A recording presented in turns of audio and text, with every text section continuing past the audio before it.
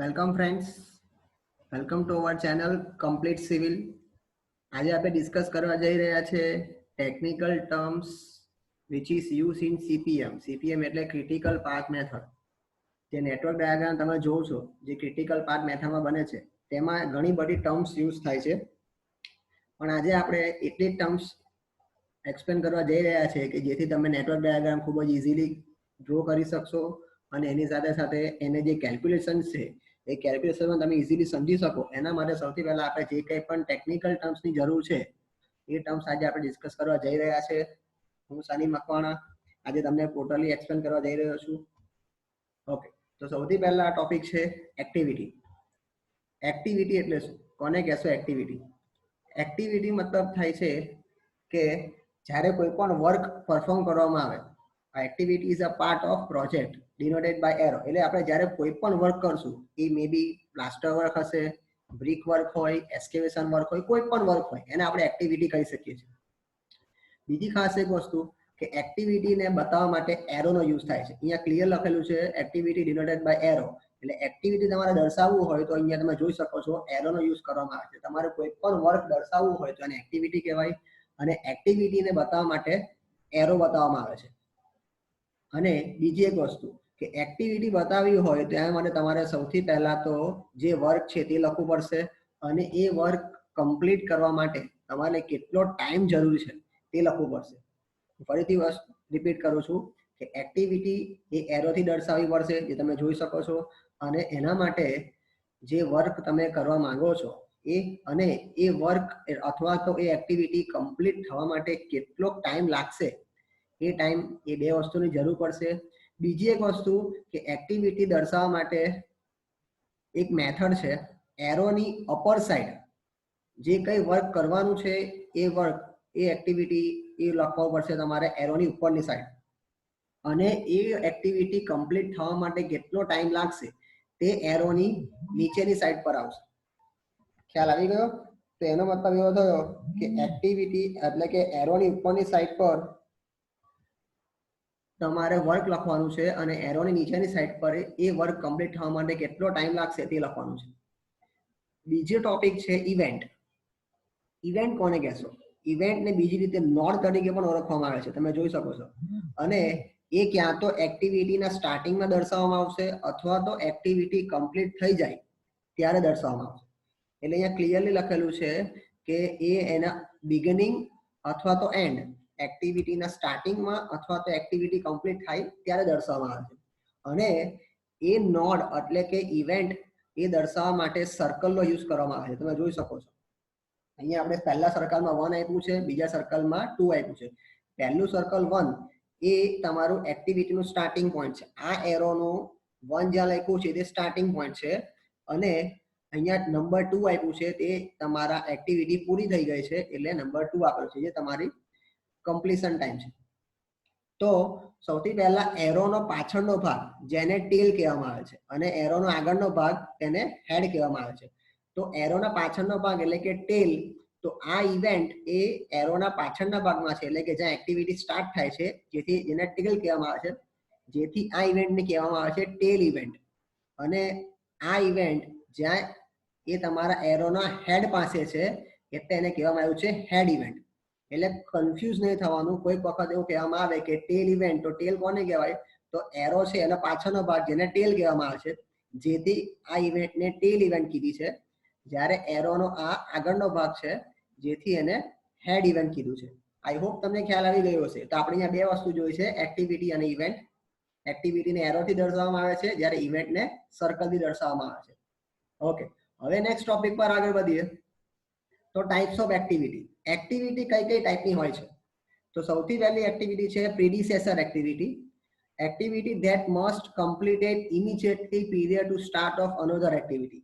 એનો મતલબ શું થશે કે એક એક્ટિવિટી કમ્પ્લીટ થયા બાદ અથવા તો activity that must be completed immediately period to start another, એક એક્ટિવિટીના કમ્પ્લીટ થયા બાદ બીજી જે એક્ટિવિટી સ્ટાર્ટ થશે એને તમે પ્રીડિસેસર એક્ટિવિટી કહી શકો છો.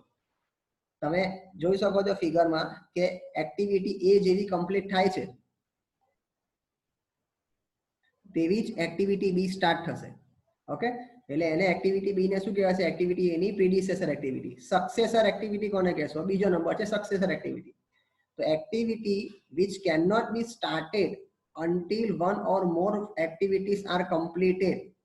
જ્યારે કોઈ એક એક્ટિવિટી કમ્પ્લીટ નહીં થાય ત્યાં સુધી બીજી એક્ટિવિટી ચાલુ થશે નહીં, તો એને કહેવાશે સક્સેસર એક્ટિવિટી. ત્યારબાદ છે ત્રીજી એક્ટિવિટી કોનકરન્ટ એક્ટિવિટી અથવા તો પેરેલલ એક્ટિવિટી. કોને કહેવાશે? તો activity which can be carried out independently of each other is known as concurrent activity, અથવા તો એને પેરેલલ એક્ટિવિટી પણ કહી શકાય છે. કોને કહેશો પેરેલલ એક્ટિવિટી? કે જે એક્ટિવિટી એક સાથે ચાલુ થતી હોય પરંતુ એકબીજા પર ડિપેન્ડન્ટ નહીં હોય. જો તમે આ ફિગરમાં જોઈ શકો છો કે અહીંયા એક્ટિવિટી અથવા તો ઇવેન્ટ 2 પછી 3 એક્ટિવિટી સ્ટાર્ટ થાય છે. એ એક્ટિવિટી ત્રણ એક્ટિવિટી સ્ટાર્ટ થાય છે ઇવેન્ટ 2 પાસેથી, પરંતુ એ ત્રણ એક્ટિવિટી એકબીજા ઉપર ડિપેન્ડન્ટ નથી.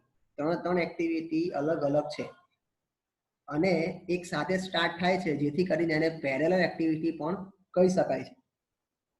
ત્યાર પછી નંબર આવે છે નંબર 4 સિરિયલ એક્ટિવિટી. કોને કહેશો? Serial activity. નામ ઉપરથી ખ્યાલ આવી જશે. સિરિયલ એક્ટિવિટી મીન્સ કે activity which can perform after completion of other sequential activity.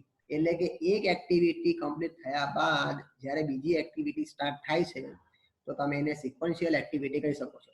તમે ફિગરમાં જોઈ શકો છો કે એક્ટિવિટી એ જ્યારે કમ્પ્લીટ થશે ત્યારબાદ જ એક્ટિવિટી બી સ્ટાર્ટ થાય અને એક્ટિવિટી બી જ્યારે કમ્પ્લીટ થશે તો ત્યારબાદ જ એક્ટિવિટી સી સ્ટાર્ટ થશે. ઇન શોર્ટ તમને પ્રેક્ટિકલ એક્ઝામ્પલ સાથે જણાવું તો સપોઝ કે એક્ટિવિટી તમારી એ છે તમારી બ્રિક વર્ક.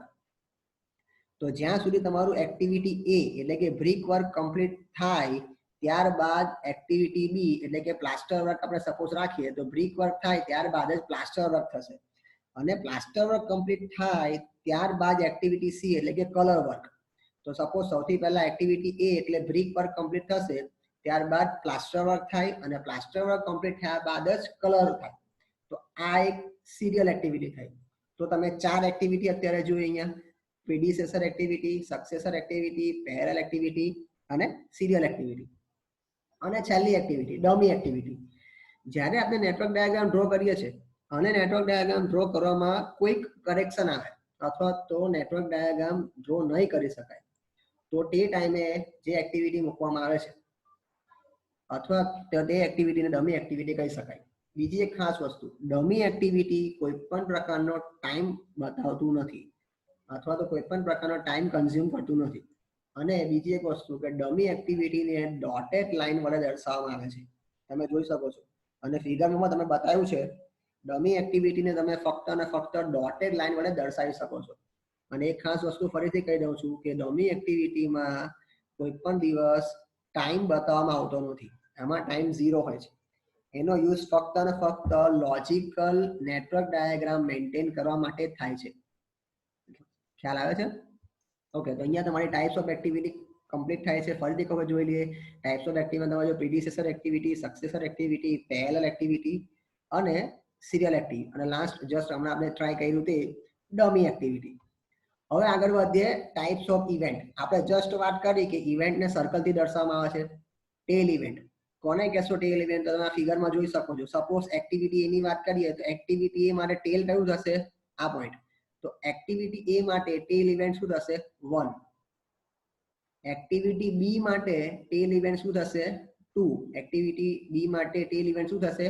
આ 2. એક્ટિવિટી સી અને ડી માટે પણ ટેલ ઇવેન્ટ શું થશે? 2. હવે આવી જઈએ હેડ ઇવેન્ટ. હેડ ઇવેન્ટ કોને કહેવાશે? તો હેડ ઇવેન્ટ કોને કહેવાય કે એક્ટિવિટી એ માટે આ એરોનું હેડ કયું કહેવાશે? આગળનું. એટલા માટે એક્ટિવિટી એ માટે હેડ ઇવેન્ટ કઈ થશે? 2. સેમ વે એક્ટિવિટી બી, સી અને ડી. તો એક્ટિવિટી બી માટે હેડ ઇવેન્ટ કઈ થશે? 3. એક્ટિવિટી સી માટે હેડ ઇવેન્ટ કઈ થશે? 4. એક્ટિવિટી ડી માટે હેડ ઇવેન્ટ કઈ થશે? 5. આ રીતે ખ્યાલ આવે છે? તો આ ટેલ ઇવેન્ટ થઈ, આ હેડ ઇવેન્ટ થઈ. પછી આવે છે ત્યારબાદ ડ્યુઅલ ઇવેન્ટ. ડ્યુઅલ ઇવેન્ટ એટલે શું થશે કે કોઈ એક એક્ટિવિટી માટે બિગિનિંગ પોઈન્ટ હોય અને એ જ એક્ટિવિટી માટે એન્ડિંગ પોઈન્ટ પણ હોય તો એને તમે ડ્યુઅલ ઇવેન્ટ પણ કહી શકો છો. ડ્યુઅલ ઇવેન્ટ એના માટે યુઝ થાય છે કે જે એક જ એક્ટિવિટી માટે સ્ટાર્ટિંગ પોઈન્ટ પણ હોય અને એ જ એક્ટિવિટી માટે બીજી કોઈ એક્ટિવિટી માટે એન્ડિંગ પોઈન્ટ પણ હોય તો એને ડ્યુઅલ એક્ટિવિટી કહે. સપોઝ કે આ ડ્યુઅલ ઇવેન્ટ છે તો 2 એ ડ્યુઅલ ઇવેન્ટ હશે. કઈ રીતે? તો એક્ટિવિટી એ માટે કમ્પ્લીશન એટલે ઇવેન્ટ 2, પરંતુ એક્ટિવિટી બી, સી અને ડી માટે સ્ટાર્ટિંગ પોઈન્ટ છે. હું ફરીથી રિપીટ કરું છું. ડ્યુઅલ ઇવેન્ટ માટે એક્ટિવિટી એ માટે શું થશે? એ તમારો હેડ ઇવેન્ટ. અહીંયા એક્ટિવિટી એ તમારી કમ્પ્લીટ થાય છે, જ્યારે બી, સી અને ડી એ તમારો સ્ટાર્ટિંગ પોઈન્ટ છે એક્ટિવિટી માટે. એટલે એક્ટિવિટી ઇવેન્ટ 2 શું છે? તમારી ડ્યુઅલ ઇવેન્ટ. ડ્યુઅલ ઇવેન્ટ મતલબ શું થાય કે કોઈ એક એક્ટિવિટી કમ્પ્લીટ થતી હોય અને એ જ પોઈન્ટ થી બીજી એક્ટિવિટી સ્ટાર્ટ થતી હોય તેને ડ્યુઅલ ઇવેન્ટ કહેવાશે. બર્સ્ટ ઇવેન્ટ કોને કહેવાશે? કે એવી ઇવેન્ટ કે જેમાંથી અલગ અલગ એક્ટિવિટી સ્ટાર્ટ થતી હોય તેને બર્સ્ટ ઇવેન્ટ કહેવાશે. તમે ફિગરમાં જોઈ શકો છો કે ઇવેન્ટ 1 છે એ બર્સ્ટ ઇવેન્ટ છે. કેમ બર્સ્ટ ઇવેન્ટ છે? કેમ કે એમાંથી 3 એક્ટિવિટી એમાંથી સ્ટાર્ટ થાય છે, તેને બર્સ્ટ ઇવેન્ટ કહેવામાં આવે છે. મર્જ ઇવેન્ટ નો મતલબ શું થશે? કે એવી ઇવેન્ટ કે જેમાં બધી એક્ટિવિટીઓ એક સાથે મળે છે અથવા ભેગી થાય છે. તો તમે અહીંયા જોઈ શકો છો મર્જ ઇવેન્ટ 1 જેમાં 3 એક્ટિવિટી એક સાથે ભેગી થાય છે, તો જેથી આપણે એને શું કહી શકીએ છીએ? Merge event. ઓકે, હવે નેક્સ્ટ ટોપિક પર આગળ વધીએ. આઈ હોપ તમને ખ્યાલ આવી ગયો હશે ટાઈપ ઓફ ઇવેન્ટમાં. હવે આગળની જે ઇમ્પોર્ટન્ટ ટર્મ્સ છે જે તમને એક્ઝામ્પલ ગણવા માટે as well as network diagram draw કરવા માટે ખૂબ જ ઇમ્પોર્ટન્ટ છે, તેના પર થોડું ધ્યાન આપી દઈએ. Earliest event time. Earliest event time એનો મતલબ શું થશે? તો it is represent the earliest time can possibly beginning. Means કે જ્યારે ઇવેન્ટ સ્ટાર્ટ થઈ શકે છે. તો ઇવેન્ટનો સ્ટાર્ટિંગ ટાઈમ જેને શું કહી શકો છો? Earliest event time. તો અર્લીએસ્ટ ઇવેન્ટ ટાઈમને શોર્ટમાં ટીઈ વડે દર્શાવાય છે. તમે એને ડિનોટ કરી શકો ટીઈ વડે. ઓકે, અને એને લખવા માટે તમારે એને સ્ક્વેરમાં લખવો પડશે નોટની ઉપર. નોટ તમને ખબર છે ઇવેન્ટ એક સર્કલ હશે, સર્કલની અપર સાઈડ પર એક સ્ક્વેર બનાવવો પડશે અને તમે ત્યાં લખી શકો છો અર્લીએસ્ટ ઇવેન્ટ ટાઈમ એટલે કે ટી.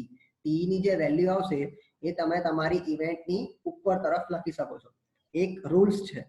ઓકે, એના પછી આગળ આવીએ લેટેસ્ટ ઇવેન્ટ ટાઈમ. એને આપણે ટીએલ કહીએ છીએ. આ શોર્ટ ફોર્મ ખાસ ધ્યાન રાખજો, તમારે એક્ઝામ્પલ ગણવા માટે આ શોર્ટ ફોર્મ બહુ જ જરૂરી છે.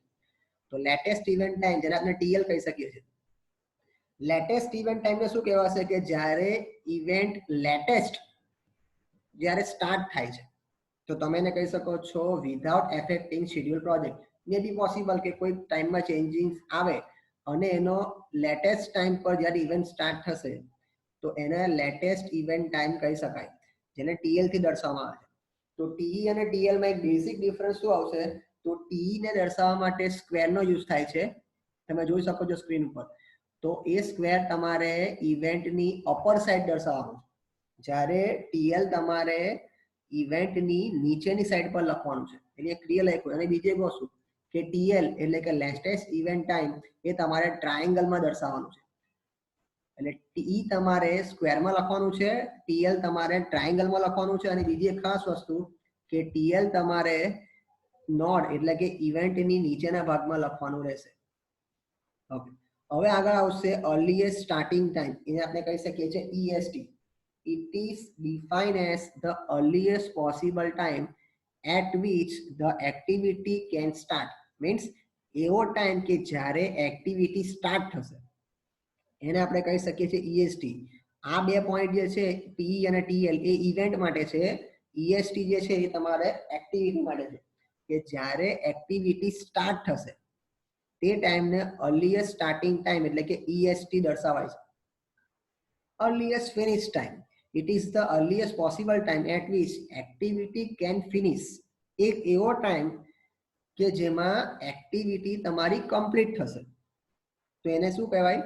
Earliest finish time. Simple logic છે કે સપોઝ હું બ્રિક વર્ક સ્ટાર્ટ કરું છું તો એઝ એક્ઝામ્પલ કે ડે 1 એટલે કે સમજી લો કે એક્ઝામ્પલ કે પહેલી તારીખે આપણે ફર્સ્ટ ડે, તો 1 મે આપણે સપોઝ બ્રિક વર્ક સ્ટાર્ટ કર્યો છે તો આપણો અર્લીએસ્ટ સ્ટાર્ટિંગ ટાઈમ શું થશે? 1 મે. અને સપોઝ કે આફ્ટર 5 ડેઝ 5 દિવસ પછી બ્રિક વર્ક કમ્પ્લીટ થાય છે તો આપણો અર્લીએસ્ટ ફિનિશ ટાઈમ કયો થશે? 5 મે. ખ્યાલ આવે છે? તો અર્લીએસ્ટ સ્ટાર્ટિંગ ટાઈમ એટલે એક્ટિવિટી તમે જ્યારે સ્ટાર્ટ કરો છો, અને અર્લીએસ્ટ ફિનિશ ટાઈમ મતલબ જ્યારે તે એક્ટિવિટી કમ્પ્લીટ થાય છે. તો અહીંયા એક નાનું ઇક્વેશન છે જે તમારે થોડું યાદ રાખવાનું છે કે અર્લીએસ્ટ ફિનિશ ટાઈમનો મતલબ શું થશે? કે EST એટલે કે earliest starting time plus duration of that activity. Means પહેલી તારીખે એક્ટિવિટી સ્ટાર્ટ કરો છો અને 5મી તારીખે એક્ટિવિટી કમ્પ્લીટ થાય છે, મીન્સ 5 દિવસ એ એક્ટિવિટી કમ્પ્લીટ થવામાં લાગે છે. તો અહીંયા સ્ટાર્ટિંગ ટાઈમ પ્લસ તમારો જે ડ્યુરેશન થાય છે એક્ટિવિટી કમ્પ્લીટ કરવા માટે, એ બેનું સમેશન કરશો તો તમને ઓટોમેટિકલી ફિનિશ ટાઈમ એટલે કે અર્લીએસ્ટ ફિનિશ ટાઈમ તમને મળી જશે. આ એક ઇક્વેશન તમે નોટ ડાઉન કરી રાખજો, જેથી કરીને તમે એક્ઝામ્પલ ઇઝીલી કેલ્ક્યુલેટ કરી શકો છો. ત્યારબાદ next, latest finish time. Latest finish time, it is calculate by moving from last event to the first event network diagram. આ પ્રોસેસમાં તમારે નેટવર્કની લાસ્ટ ઇવેન્ટ થી ફર્સ્ટ ઇવેન્ટ સુધી કેલ્ક્યુલેટ કરતા કરતા આવવાનું છે, જેને તમે લેટેસ્ટ ફિનિશ ટાઈમ કહી શકો છો. ત્યારબાદ છે latest starting time. It is the latest possible time by which an activity can start. Activity start થવાનો લેટેસ્ટ ટાઈમ, જેને તમે LST લેટેસ્ટ સ્ટાર્ટિંગ ટાઈમ કહી શકો છો. ફરીથી રિપીટ કરું છું, એક્ટિવિટી સ્ટાર્ટ થવાનો લેટેસ્ટ ટાઈમ, જેને તમે લેટેસ્ટ સ્ટાર્ટિંગ ટાઈમ કહી શકો છો, જેને LST વડે બતાવવામાં આવે છે, તમે જોઈ શકો છો. તો LST માટે પણ એક ઇક્વેશન છે કે ફિનિશ ટાઈમ માઇનસ ડ્યુરેશન. આપણે આગળ જોયું હતું, અહીંયા ધ્યાન આપો, LFT માં શું જોયું હતું? Starting time plus duration. Starting plus duration આપો એટલે ફિનિશ ટાઈમ થશે. જ્યારે અહીંયા થોડું રિવર્સ છે, અહીંયા ફિનિશ ટાઈમ માઇનસ ડ્યુરેશન, એટલે તમારે ફિનિશ માંથી રિવર્સ આવવાનું રહેશે, એટલે તમને સ્ટાર્ટિંગ ટાઈમ મળશે. એટલે જ્યારે કમ્પ્લીટ થઈ જશે એક્ટિવિટી અને એ તમારે ઇવેન્ટમાંથી તમારે ડ્યુરેશન માઇનસ કરી દો, જે કઈ એક્ટિવિટી કમ્પ્લીટ થાય ફાઇનલ છે લાસ્ટ એક્ટિવિટી, એ લાસ્ટમાંથી તમારે ડ્યુરેશન એક્ટિવિટીના માઇનસ કરતા જશો એટલે તમને LST મળી જશે. બીજું એક ખૂબ જ important topic, total float. Total float કેને કહેશો? It is the time span by which the starting and finishing an activity can be delayed without delay completion of project. Suppose કે completion of project ને કોઈ પણ પ્રકારનું delay થયા વગર, એટલે કે જ્યારે કોઈ એક્ટિવિટીનો સ્ટાર્ટિંગ ટાઈમ અથવા તો એનો ફિનિશિંગ ટાઈમ, જ્યારે એમાં કોઈ ચેન્જ આવે અથવા તે બે વચ્ચે એક્સ્ટ્રા ટાઈમ મળે, it is defined as the time span by which starting and finishing an activity can be delayed. એટલે કે તમારા એક્ટિવિટીમાં કોઈ પણ પ્રકારનું ડીલે થાય તો એ ડીલેને ટોટલ ફ્લોટ કહેવામાં આવે છે. પરંતુ એમાં એક વસ્તુ ખાસ ધ્યાન રાખવાની છે કે એમાં કમ્પ્લીશનમાં કોઈ પણ પ્રકારનો ડીલે થશે નહીં. મીન્સ કે તમારે સપોઝ કે 1 મહિનામાં પ્રોજેક્ટ કમ્પ્લીટ કરીને આપવાનો હોય તો એ પ્રોજેક્ટ 1 મહિનામાં કમ્પ્લીટ થઈ જ જશે. ભલે એમાં પછી તમે પ્રોજેક્ટ વહેલો સ્ટાર્ટ કર્યો હોય કે મોડો સ્ટાર્ટ કર્યો હોય, ઇટ ડઝન્ટ મેટર, પણ એ પ્રોજેક્ટ 1 મહિનામાં કમ્પ્લીટ થઈ જશે. પણ એ જે ડીલે થયું છે, એ જે ડીલે થાય છે એને કહેવાશે ટોટલ ફ્લોટ. અને લાસ્ટ ટોપિક આજનો, જે તમારા માટે ખૂબ જ ઇમ્પોર્ટન્ટ છે, કદાચ તમે સાંભળ્યું પણ હશે, ક્રિટિકલ પાથ. કોને કહેશો ક્રિટિકલ પાથ? એક સિમ્પલ લેંગ્વેજમાં કહું તો જ્યારે એક્ટિવિટીનો એવો પાથ કે જે પાથમાં એક્ટિવિટી કમ્પ્લીટ થવામાં મેક્સિમમ ટાઈમ લાગશે. I repeat, જે એક્ટિવિટી કમ્પ્લીટ થવામાં મેક્સિમમ ટાઈમ લાગે તે એ એક્ટિવિટીને અથવા એ પાર્ટને ક્રિટિકલ પાર્ટ કહી શકાય. તમને ખબર છે કે જ્યારે કોઈ પ્રોજેક્ટ બનતો હોય ત્યારે ઘણી બધી એક્ટિવિટી હોય છે અને એ એક્ટિવિટી કમ્પ્લીટ કરવા માટે ઘણા બધા નેટવર્ક ડાયાગ્રામ બનાવવામાં આવે છે. તો એ નેટવર્કમાં જે પાથ જે સૌથી વધારે ટાઈમ એટલે કે મેક્સિમમ ટાઈમ કન્ઝ્યુમ કરતો હોય તો એ પાથને તમે ક્રિટિકલ પાથ કહી શકો છો. ઓકે, એટલે અહીંયા ક્લિયર મેન્શન કર્યું છે કે it is the longest path and consume maximum time. સીધી વાત છે કે જો એક્ટિવિટી કમ્પ્લીટ થવામાં સૌથી વધારે લાંબામાં લાંબો પાથ હોય તો સીધી વાત છે કે એને ટાઈમ પણ મેક્સિમમ લાગવાનો છે, તો એને શું કહેવાશે? Critical path. તો આની સાથે જેટલી પણ ટેકનિકલ ટર્મ્સ હતી related to CPM, critical path method, એના જે તમારા નેટવર્ક ડાયાગ્રામ ડ્રો કરવા છે એની દરેકે દરેક ટર્મ્સ એન્ડ કન્ડિશન અહીંયા આવી ગઈ છે. તમે ટર્મ્સ બધી આઈ હોપ સારી રીતે સમજી ગયા છો. એ છતાં પણ કોઈ પણ જો તમને ક્વેરી હોય તો તમે કોમેન્ટ બોક્સમાં જરૂરથી જણાવી શકો છો. એની સાથે thank you very much. Complete civil માટે અમારી ચેનલને લાઈક કરો, સબસ્ક્રાઇબ કરો. અને બીજી એક ખાસ વસ્તુ, તમે તમારા હિસાબે જો બીજો કોઈક ટોપિક હોય જેમાં તમને કોઈ ક્વેરી હોય તો તમે કોમેન્ટ બોક્સમાં જરૂરથી કહી શકો છો, જેથી અમે એ જરૂરથી વિડીયો બનાવી શકીએ અને તમારી સામે મૂકી શકીએ છીએ. Thank you.